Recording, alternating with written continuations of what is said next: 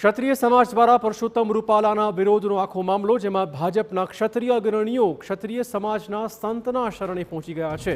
ભાજપના ક્ષત્રિય નેતાઓ પહોંચ્યા હતા ગદેથડ ગાયત્રી આશ્રમ। ભૂપેન્દ્રસિંહ ચુડાસમા અને હકુભા જાડેજા લાલબાપુના આશીર્વાદ લેવા પહોંચી ગયા છે। ક્ષત્રિય સમાજની આસ્થાનું કેન્દ્ર છે આ ગાયત્રી આશ્રમ, જ્યાં નેતાઓએ મુલાકાત કરી લાલબાપુ સાથે, અને આ વિરોધને ક્યાંક થાળે પાડવાનો પ્રયત્ન ચોક્કસ હવે થઈ રહ્યું છે।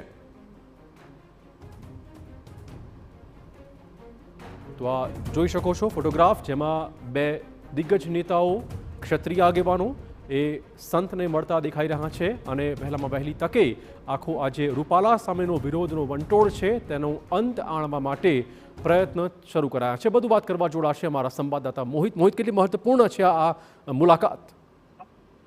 ખૂબ જ મહત્વપૂર્ણ આ મુલાકાત છે તે કહી શકાય, કારણ કે જે રીતે ક્ષત્રિય સમાજનો રોષ છે તે દિવસે ને દિવસે વધી રહ્યો છે, ને આ જે ભાજપ છે તેને દૂર કરવાના તમામ પ્રકારના પ્રયત્નો છે તે હાથ ધરી રહ્યું છે। ને તેવામાં આજે જ્યારે ગદેથડ ગાયત્રી આશ્રમ કે જે ક્ષત્રિય સમાજની આસ્થાનું ધામ છે, ત્યાંના જે લાલબાપુ છે તેઓ અત્યારે જ્યારે અમદાવાદ હતા ત્યારે તેમની સાથે ભૂપેન્દ્રસિંહ ચુડાસમા અને હકુભા આ બંને જે ભાજપના વરિષ્ઠ આગેવાનો છે તેમના દ્વારા તેની સાથે મુલાકાત છે તે કરવામાં આવી હતી। અને નિશ્ચિતપણે અત્યારે આ મુલાકાત છે તેને સ્વાભાવિક અને જે એક ઔપચારિક મુલાકાત છે તે ગણવામાં આવે છે, પરંતુ જરૂરથી આ આંદોલનને લઈને તેની સાથે કોઈ વાતચીત થઈ હોય તેવી પૂરી શક્યતા છે તે જોવા મળી રહી છે। આ જ્યારે વિવાદની શરૂઆત થઈ ને ત્યારે જે પરસોત્તમ રૂપાલા છે તેઓ પણ ગદેથડ આશ્રમ જે પહોંચ્યા હતા ને લાલબાપુના તેમને આશીર્વાદ લીધા હતા, ને ત્યારે લાલબાપુ દ્વારા તેમને કહેવામાં આવ્યું હતું કે આપની જે લાગણી છે તે સમાજ વચ્ચે હું લઈ જઈ અને સમાજનું પણ માન સન્માન ન ગળવાય અને આપના પણ પ્રશ્નોનો હલ થાય તે માટેના હું પ્રયત્ન કરીશ। જો કે આજ દિવસ સુધી આ અંગેનું